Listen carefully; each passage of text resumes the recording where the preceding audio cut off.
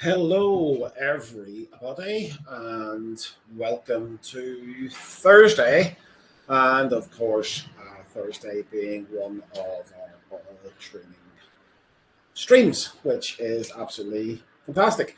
I've got a couple of windows open here today, guys, as in not just the actual physical window, so that you can hear all the sirens passing by us, but actual computer windows or computer tabs. So if I'm looking sort of over to here or over to here or maybe dead ahead, don't panic too much. I'm just moving between window to window. Hey Sue, how's it going? I hope you are well over in Canada. Hey Gatry, how's it going? Are you good? Over in the Netherlands. So let us know, guys, as well inside the chat box as you're coming in. Also, as usual, if there is anything that I'm covering today that you're unsure of, unaware of, or you just simply have a simple question or a complex question around what we're talking about, then do let me know inside the chat box. No question too small, no question too large, no silly questions, which of course by now you know means that there are no silly questions. You can ask whatever it is that you want. We're not going to regard them as silly, is what we're talking about. So today's topic is primarily around this idea of reordering. Okay, so it's like, when do we reorder, quantity of reorder, etc., etc. And there's obviously now a few new variables that have been thrown into the mix for you in an exciting way, in very much a positive way. But they're also something that we do want to consider. And we're going to sort of touch on those today and expand upon them over the duration of the next month and beyond. Because now that we're starting, well, next week we'll actually see the final end of this year's Chinese New Year, and the factories will be getting back up to full speed starting from next week. It's a really good time to kind of put a lid on our own Chinese New Year period by making sure that at the earliest possible time during the last sort of 6 to 8 weeks that we're putting down an order on products that we need to put down an order on, simply because we want to make sure that we're checking these vital signs inside the business every single month, because, well, realistically, opportunity cost is just such a pain in the ass. It's something that we desperately want to avoid inside a product-based business. And the reason why we want to avoid that, like the plague, basically, is that we don't get a second chance, right? We don't get the ability to take a back order. We don't get the ability to say to one of our consumers that's landed on the page, oh, hey, Joe, I'm not going to be in stock for a week or two. Will you hang on, or will you place an order and I'll send it out to you whenever I have it? We don't have that luxury. We either, do or die, right? We either have the stock and we make that sale, or that consumer bounces off of our listing, right, and finds somebody else. Or maybe our listing doesn't even show up because the stock's not there. And that sale's gone forever, okay? And, especially considering the style of products that we sell. And especially considering the societal nature of where we are with commerce. We are so much in that thing of now, which is a good thing, right? But it has, the pros outweigh the cons, but there are cons, right? And that people won't wait, okay? So therefore, if we know this to be true, we've got to make sure that we are on our reorders. Okay, so what I want to do, first of all, is set up, and I'm going to grab a link, right? So if anybody wants to follow this, I am going to have it up on screen. So that's why I'm looking over there now. I'm going to put this in the chat box. If anybody wants to follow this on their own computer, because maybe their screen is small, or they want to keep this for later on today or whatever, you want to keep this Jamboard area, and maybe you want to view it, maybe you're on your phone or something like that today during the call, but you want to have a look at this later on tonight. And let me go here to this window and share this up. We should be good. And let me see, is my pen working? Yeah, my pen is working, and it's pretty fast, which is great. So let me take out that scribble out of the picture. There we go. Okay, so what I'm going to kind of be talking about here is, to a degree, futuristic, right? Futuristic. And by the way, I should have actually asked, guys, can you see the Jamboard up in front of me? I know some people have joined into it, but can you see the Jamboard, the white screen where I drew that scribble? If you could just let me know inside the chat box, that would be absolutely ace. Fantastic. Thank you very much, Sue. That's great. Thanks, Gateway. Appreciate it. So the first thing we're kind of looking at here is a little bit of a dive into the future, okay? So I don't know which one you are. I don't know which one I am, but one of us is Marty McFly. The other one is Doc Brown. We're kind of looking into the future here a little bit. But this is kind of the way that your stock will be structured, okay? And we're going to see this play out more and more and more as time progresses, okay?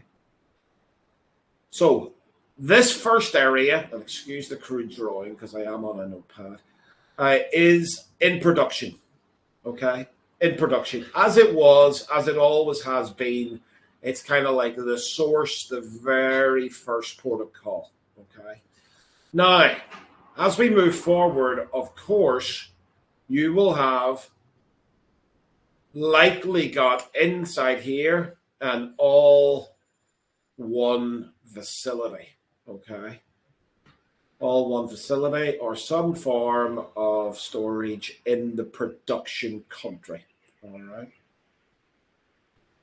Now, both of these, I think I'm going to have to go to this other side because let me see if I can, sorry, just scroll this window over a little bit, get access to the far side of my trackpad.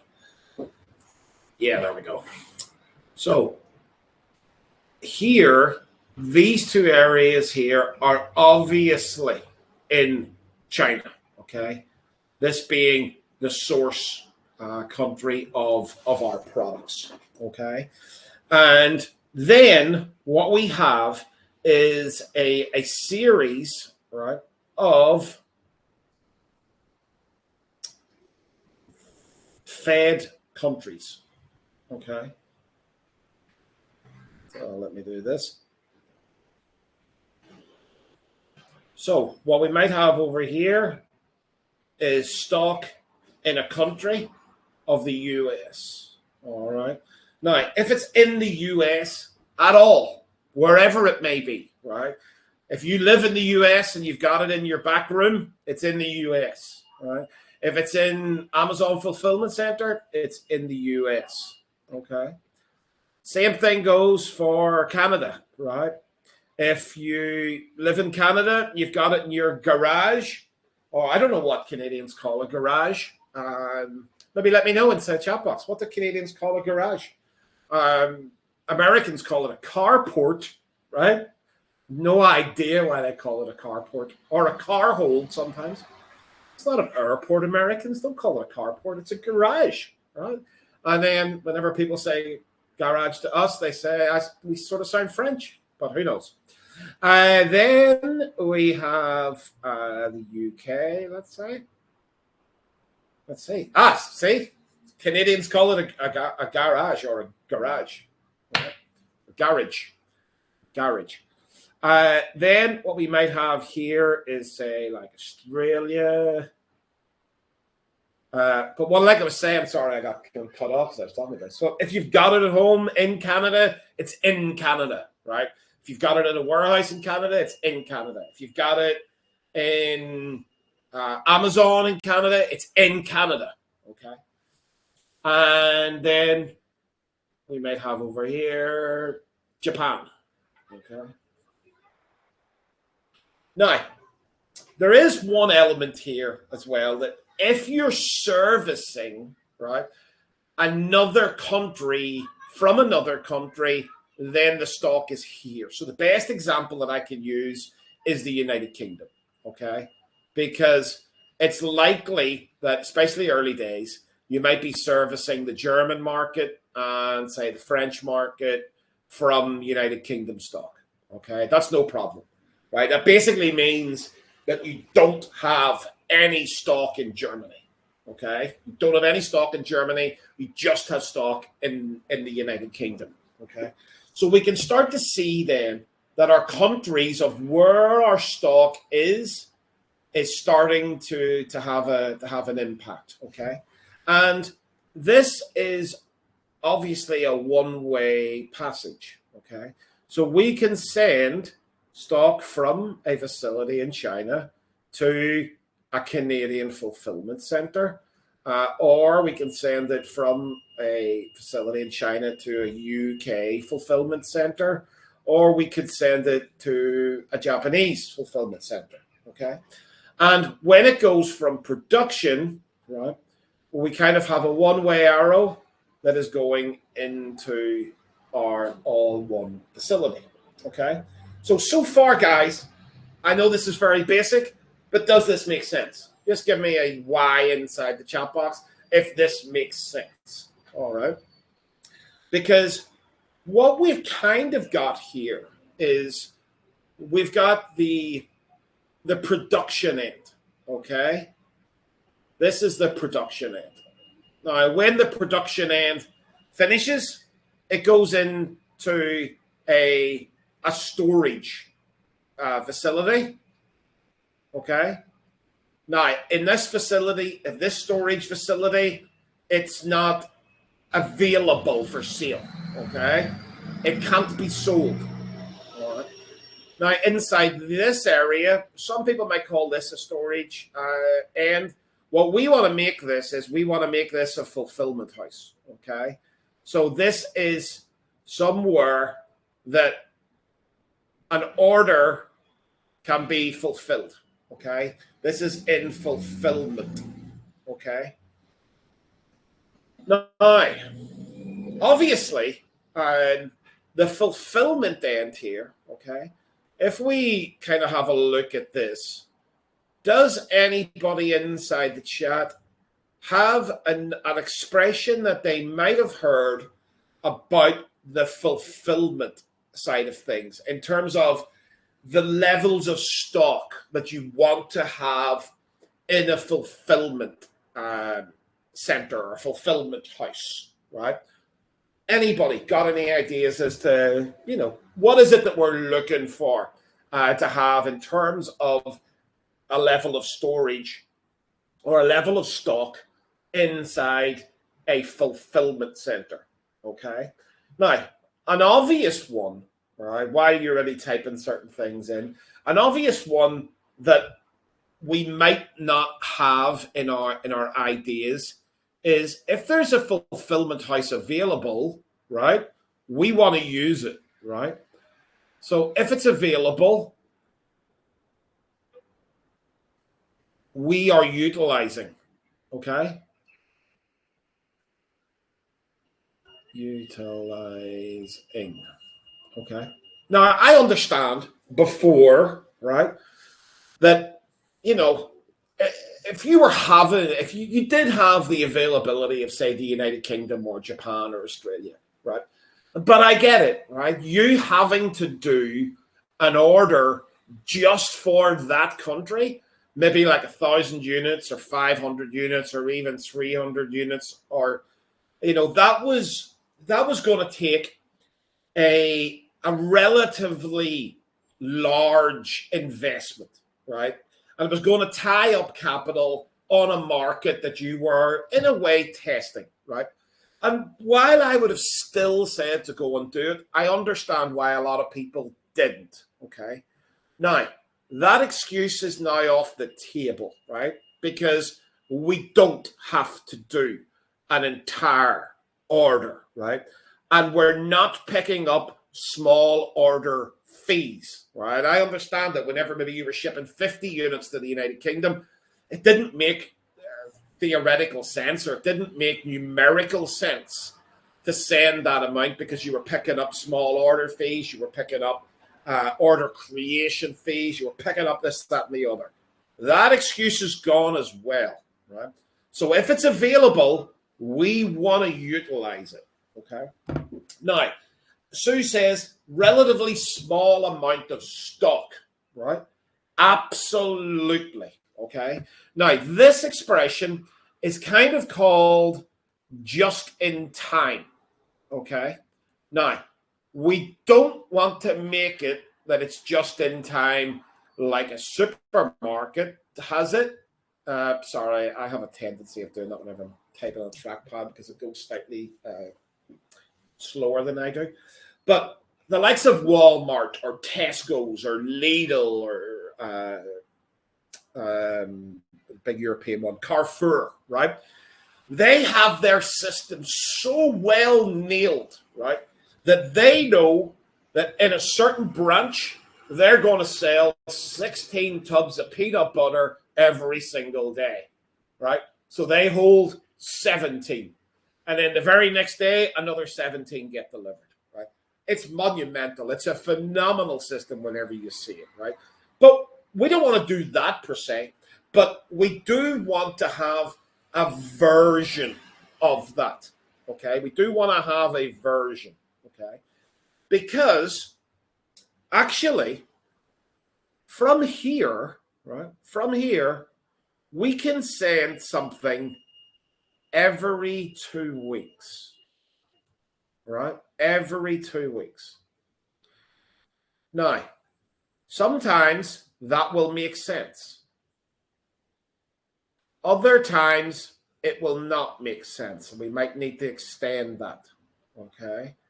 And this here is a conversation that we're going to have really, really soon. Right? We're going to have a conversation here about RV, okay? Refill velocity, all right? That's what we are going to be talking about, okay? So therefore, we can actually stack up shipments, okay, where it makes sense, right? But we're going to have this idea of a just-in-time stock. And as Sue likely says, and Gatry says, a month or a couple of months stock, okay? That is kind of what we're talking about. 1 to 2 months worth of stock. Now, it depends on how quickly the product is selling as to whether we'd have 1 to 2 months, okay? And by weird sort of contradiction in terms, the faster it sells, the less we would have, okay? Because we can fulfill quickly, right? So therefore, we don't need to hold as much. But if there is something that is selling quicker, we can actually send more each time, okay? So it does seem a wee bit contradictory because people would say, oh, no, hold 2 months stock of a better seller. Actually, you would hold less, right? You would hold less in time and do it more frequently, simply because your refill velocity. Sorry, I'm going to move this window up now because I'm at the bottom of my trackpad. Because the refill velocity, right, has 2 different areas. It has a prefix, okay, and it has a suffix, all right? And the prefix is the number of units, okay, and the suffix is the number of days. So this is number of days. So therefore, if we want to bring the days down and the numbers up. That's why, in terms of a better selling product, that makes more sense to hold less stock but fulfill more regularly. Okay. So just a quick check in with you guys. Is this all going nice and slowly? We understand where we are. We haven't got the reordering just yet, right? But I want to talk you down through the process as we go down. So just let me know inside the chat box if you have any questions or anything that's not currently explained, right? And the reason being is, fulfillment center has a storage cost, okay? This has a dollar bill beside storage, all right? Now, there is also another reason, okay? The other reason is whenever we put it to a fulfillment center, it's not completely locked, but the location-free area or the ability to move location is kind of wiped out, right? So if you ship your goods into an American fulfillment center, they're probably going to have to live there until they sell, right? Because bringing them back somewhere or somewhere else is going to be It's going to be problematic. It's going to be expensive. It's going to be all these things that we don't want to do. Okay, so not only are we picking up a storage cost, but we are now removing the location-free element of the stock. Okay, whereas in this area here, right, and technically this area here, right, both of these areas, right, storage has zero cost, right, or it's built in, okay? It's already been built in. So whenever you're dealing with a supplier, or that could be with ourselves, the prices that we get from the factory, they've built in the storage already, okay? It's not like, they're just selling you the raw materials of the goods. There's other little bits in there, right? But we just see it as an Ex Works or an FOB price. But we're not paying for it technically, right? Or we've already paid for it.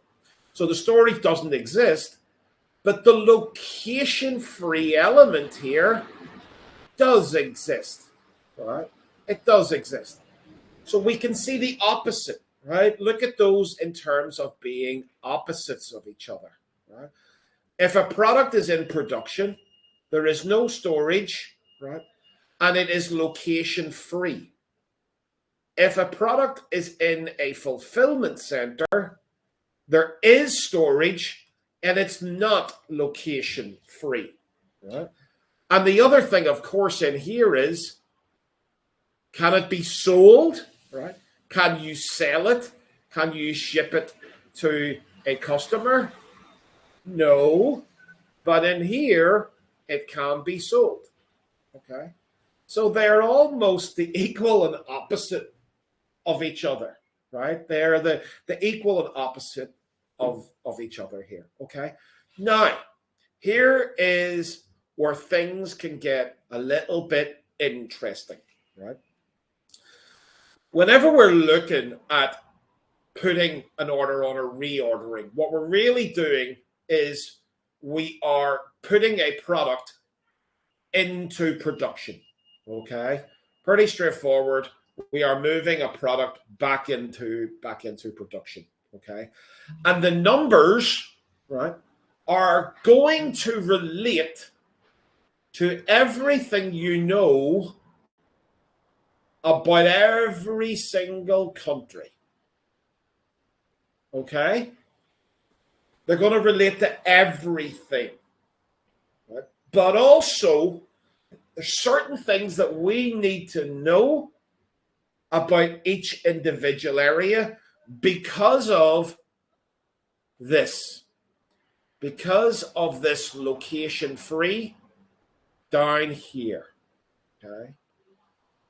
So for example, I might have produced an order that's in production because I had a ramp up in my sales in America. But when I produced the products, my stock or my sales went down a little bit in the United States, but my sales went up in the UK. Therefore, because of the location-free nature of that stock, I could have then diverted it, or at least I could then use that for the United Kingdom market and not have to order more. Whereas previously, I would not have had that luxury. Okay. By not using this, we do not have that luxury. All right. So let me just pop over. Where is my mouse gone? I don't know. Where has it gone? It's here. Oh, I've got my pen around the wrong way. That's why. Ha ha ha. Okay, so variables. All right. So I want you guys inside the chat box to start shouting out the variables of a reorder. Okay. So in terms of what do I need to know in order to place an order, when to place the order, and how many to place the order for. Okay. So we can just shout out anything and everything about these variables that we know in terms of when, how many to place a reorder for. Okay, so I'll let you guys have a little minute there to think about those variables, and I will keep my eye tuned on this. Okay,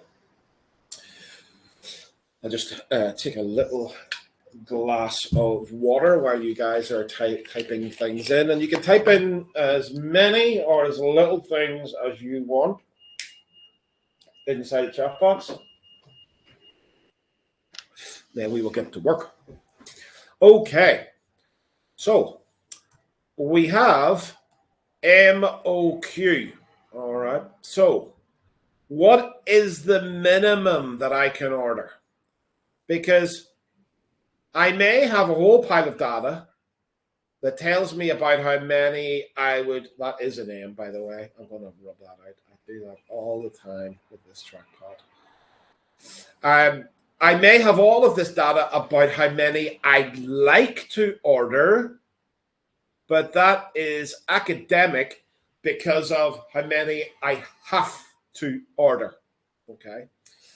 Now, Gateway says the units ordered per day, right? Or let's go with units per term, okay? Because we kind of look at units per term, right? Units per term, right?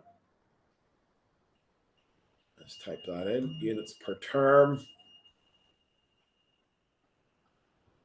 And we have, so Sue says, the speed of sales, so it's kind of along this line, but then she also says the speed of replenishment, okay?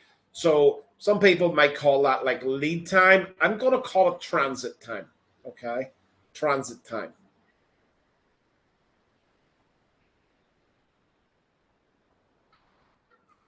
Because there's a reason why I'm going to call it that. And the reason is pretty simple, is because what we have is we have a transit time and we also have a production time. There's a reason why these two are separated. Anybody got an idea why they might be separated? I'll give you a clue. We kind of covered it around here. Production time. There we go. Now, it's because production time doesn't matter where you're sending the goods to. Okay? Transit time does. Yes, transit is C time. Yep. So the transit time has an element to it, right? It's going to be quicker to send goods to Japan than it is to UK. Okay? So the transit time has an element of country. Okay. So for the likes of the UK, we have to plan a little bit more. Okay. As Lucia says, their transit time is different for a different country. Absolutely. Production time is not. Okay. Production time is set by the supplier. Okay. Anything else? Anything else? So Sue says costs. So yeah, like let's call it the cost price of the item. We kind of need to know that before we would place an order, but I would kind of say that as a bit of a given or relatively quick to work out. But anything else that we might need to know, right? Anything else that we might need to know in order to place an order?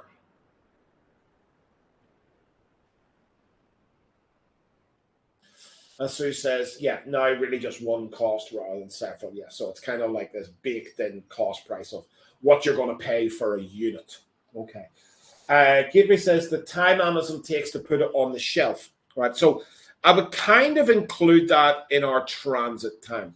Okay. So if it takes us 30 days to send product from our facility in China, as in your facility in China, to a country, I would include the 4 to 5 days that it takes Amazon to put it onto the shelf and into stock. Anything else, guys, you think? Or is this all the details that you know, that you need to know when and how many you're going to place an order for? I don't think so. I think you're missing some.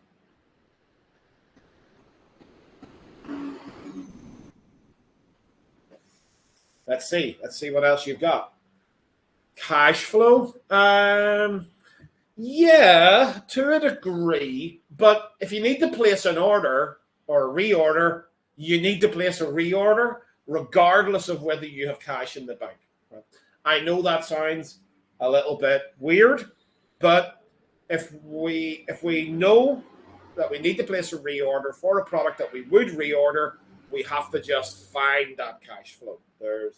Or just make it. Start the money printer. Be like Jerome Powell and just print off that money. Printer goes brrr. I wish I had my little GIF. I love that GIF. Anything else? Right? Anything else that we would need to know, guys? What about this?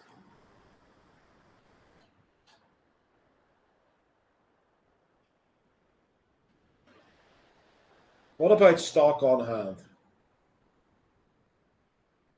You need to know how many you currently have before you would place the order, right? That makes sense? That makes sense?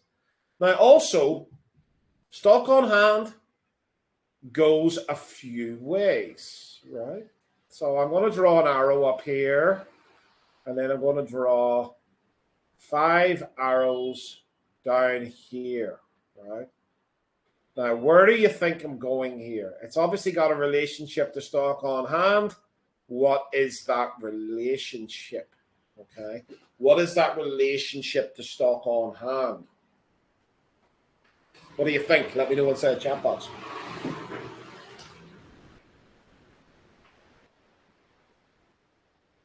So there's some element of stock on hand that we need to know, not just stock on hand, because what is stock on hand? It's a multifaceted, yeah, right? So the countries, right? The countries that we were talking about, right? What have we got stock on hand inside the countries? America, Canada, UK, Japan, Australia, right? What have we got? Okay, inside there. Now, what's the one that I'm missing? Yeah, right. Lucia's got it. The one that you've got at your facility, right? You're going to need to know what stock you've already got sitting there. Because if you have enough stock sitting there, you're not going to need to place an order. Like we said, what we need to work out is, do I need to place an order? How many do I need to place? And when? Right? That's what we're trying to calculate, right? Do I need to place an order? When do I need to place the order? If I do need to place one. And for how many? How many numbers? How many units? Okay. So, with this now, and this, does this have something here? Let me know inside the chat box. What about this units per term? Right? Let me know. Is it just units per term, or is it multifaceted? Right? And there's another element up here. Okay. So I'm going to fill this in because it pretty much gives you the answer, right? The units per term by the country. Okay. And then all countries. All right. All the countries. And then we would take these, right? And we would then get a sum, okay? So we can see our overall, right? The overall run rate, right? And I love run rate because it's my initials, right? Run rate. So we get the sum of the overall run rate, okay? But there is one other variable or one other thing missing here, okay? There's one other thing missing.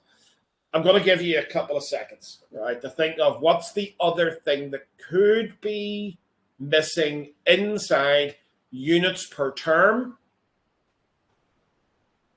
Countries we've covered. The sum of the countries, so we got the overall, okay? We know the transit times for each country. We know the production time, but there's another element with inside units per term, right, that we need to think about. Anybody got any ideas? It's okay if you're wrong. You can have a guess. It's absolutely fine to guess at this. I'll just tell you that you're wrong. It's absolutely fine. Profitability, well, that would probably come into here. Okay, so profitability, profit. Am I making money on this product? Yes, it is an element, but it's probably got a relationship to, do I need to place an order, or will I place an order? Okay. Anybody else? So we've got units per term. This is kind of where I'm looking at. All right. Units per term. Is it a difficult one, guys? Is this a difficult one to think about? Stock in Amazon, stock on hand, right? So we had stock on hand. If it's in the country of the US, it's in the country of the US. It's stock on hand, regardless of where it is. I think this is a tricky one. Yeah. Do you want to know the answer?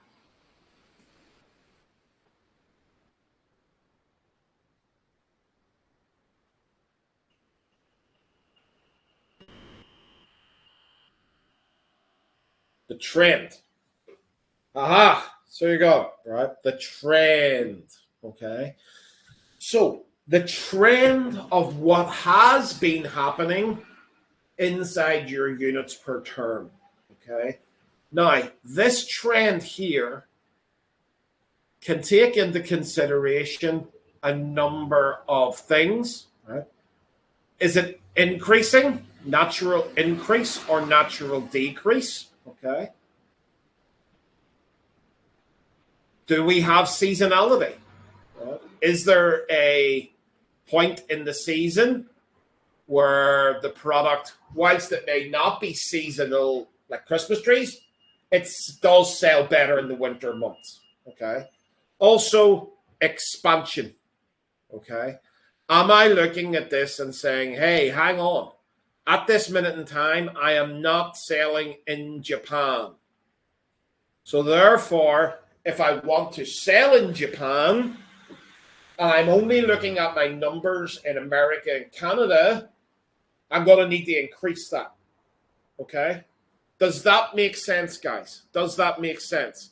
That something that might have just been missing inside this area, right, might have been missing in our knowledge or our thought process, and difficult to work out, let's say. Okay? So we got to start thinking about this, right? Does make sense. That's great. Really do appreciate it.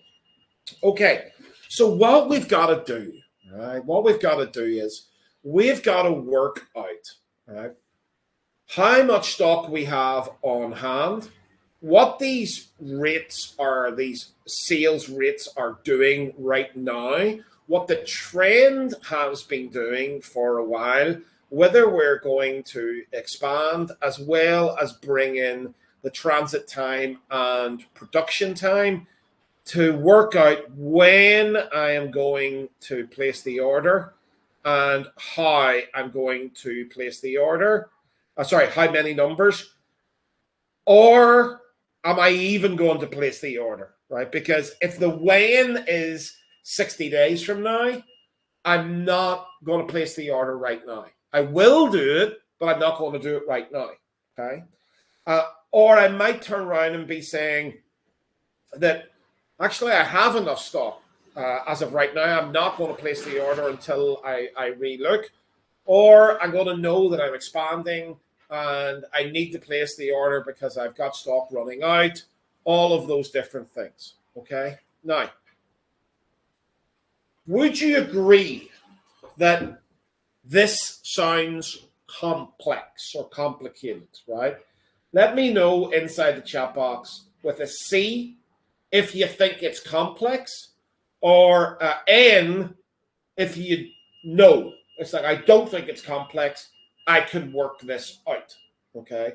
Maybe you can, right? Maybe you've been mastering this so far, whatever else.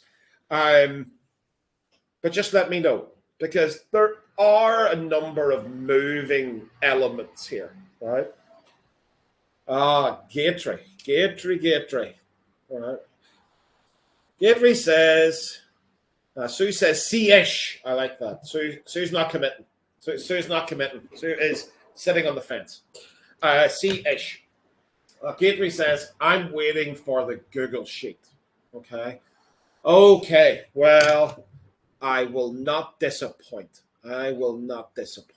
Because what you're going to get access to, right, is let me just change over my screen. So if I stop that and I reshare screen 3, no, window. There we go. Share. Okay, so now I'm looking completely the opposite direction from everybody. But this is what I've been working on, which is what's called vitals. Okay, so you have opus, okay, and you have pulse, right? So what we can take from that and add in some additional variables, right? Because the pulse from your stock asset file knows your stock level, okay? And what we're working on is a version 3 of the stock level, which allows you to put in here, right, in production, in country, okay, and also in facility, all right? And you will start to see then the country of China showing up in here, all right? That's what we're working on. But then we also have our opus. So what we can get here, right, this is just some demo data for you, is the overall run rate per country per SKU. Okay? So yes, opus is fantastic. Let's look at different things. This is just taking this one element and saying, what is my run rate? right? What is my current overall average run rate? All right. Good. Give me a 1 inside the chat box if you think this is good. All right. I'll wait a little bit. I should have my countdown timer going. Now, if you think that that was good, right, this allows us to work out what we were looking at before, right, which is the units per term, all right, the run rate, right? But it doesn't help us with the trend, right, or the range, but this does, right? Because I can see that this product here is growing, right? Look at this, right? I can see that this product here, TSS 12, is growing. It did 23 as an average inside this range of dates. Year 22, quarter 3. Then it did 24. Then it did 34. Okay. It has a slight trough during the summer months, right? Then it picks back up again for Q4 and Q1, which are now greater than the year before. That is UK. Let's look at US of this product. It's almost a carbon copy, right? It's increasing, and it has a Q4, Q1, undo that, Q4, Q1 semi-seasonality, right? That's what we're looking at. I can look at another product, okay? This one here, right? This looks like it's going up, okay? It's going up.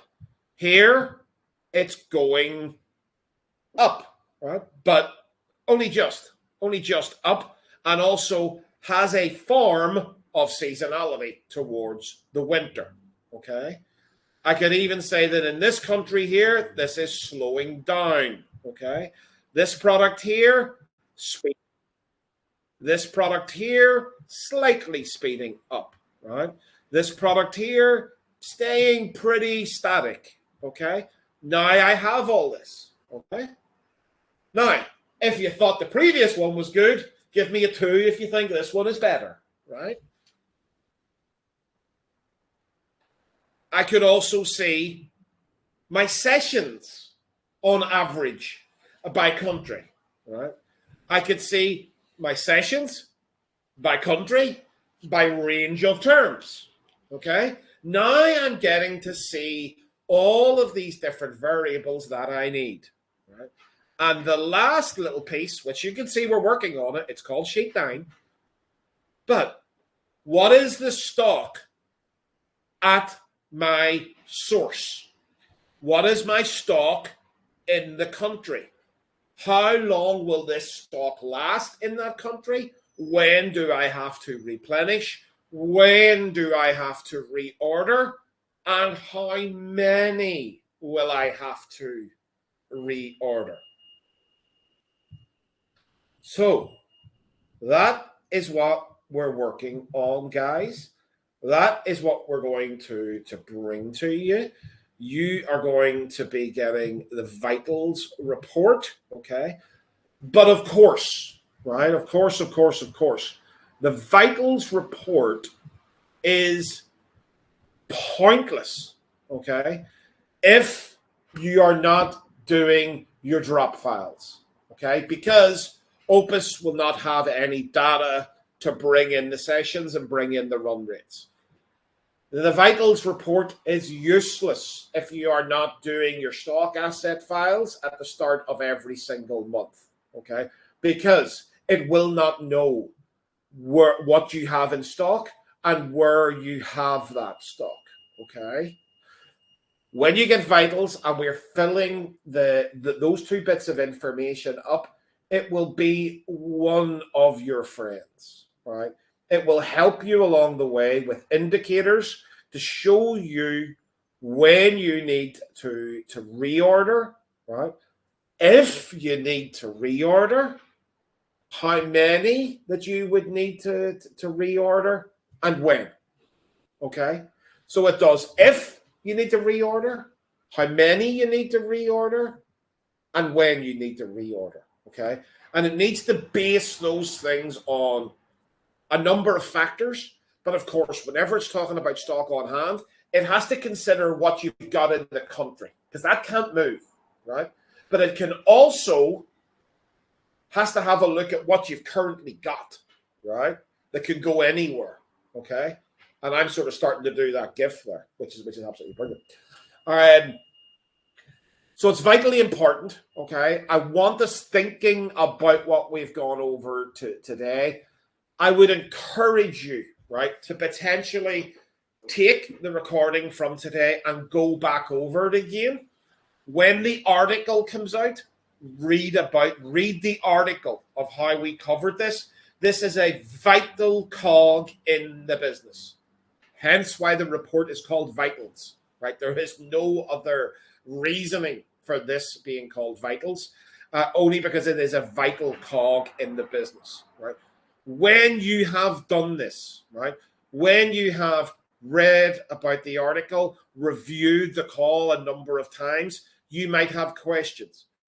Number one, ask those questions. Please, for the love of God, ask the questions. I don't care how silly they sound or how small they are, how large they are. Ask the questions. We get you an answer. The other thing is, when you have done that, share about it in the group, okay? I want every single person inside the group to have seen this call a number of times and have read the articles a number of times, okay? And the responsibility of that task lies with us and with you, okay? You would not want to run out of stock. You would not want your fellow privately able people to run out of stock, okay? So I would ask you, once you've seen this call, you've gone through it, reach out to other people inside the group, maybe write a post about how important it is and how much you're going to allocate in terms of your time resource to re-looking over the video, reading the article, and getting to grips with this, right? When you win here, you win forever. It's really that simple. So guys, thank you so much for being with me today. Thank you for being attentive. It can be a complex subject, right? So thank you for going along slow with me. Thank you for your engagement, right? It's always very much appreciated. Don't forget, go back over it, read the article, go back over it again and again and again. Now, two things, guys, that I want to leave you with, unrelated to today's call. Watch out for an email on Sunday, right? Because we're going to be emailing out about critical inventory, okay? So we're going to be emailing out and just getting you to fill out a very, very quick Monday board so we can get up to speed on that. It is also going to have details of the next call in that series, right? And also, just so you know, we have booked both events now for July, okay? So we have the Buffalo event and the Dusseldorf event. So for any Americans, Canadians, obviously that's going to be Buffalo. Please reach out to us. You can reach out to, I think it's Emily on that end of things. Send her a DM, right? If you're American, if you live in America or you live in Canada, I want to see you there, as in I want to make sure that you got to that event, right? Because, you know, we put these things on. We put down the resource in terms of finance in order to do these events for you guys. So we want you in attendance. If you are European, right, and I would include British people in that, right? That doesn't exclude them because of Brexit. If you're European or you live, on the continent of Europe, including the United Kingdom, I want to see you in Dusseldorf, right? We've got something really exciting at both of these events. I've been sworn to secrecy. People have told me that if I mention anything about this, I will have my tongue cut out. Right? So I'm getting better. I'm getting better at this. You want to be there. We want you there. So make sure if you live in America or Canada, contact Emily. If you live in Europe, including the United Kingdom, contact Paul. All right. DM them. Get the dates. The dates will be inside circle as well. Extra tickets. I don't know what you mean, Katri. Extra tickets. Maybe let me know. What's the secret, Robert? No, I'm not saying. This is the one time that I won't. I don't want my tongue cut out. You don't want my tongue cut out because then I wouldn't be able to come here and talk about reorders, right? Or PPC.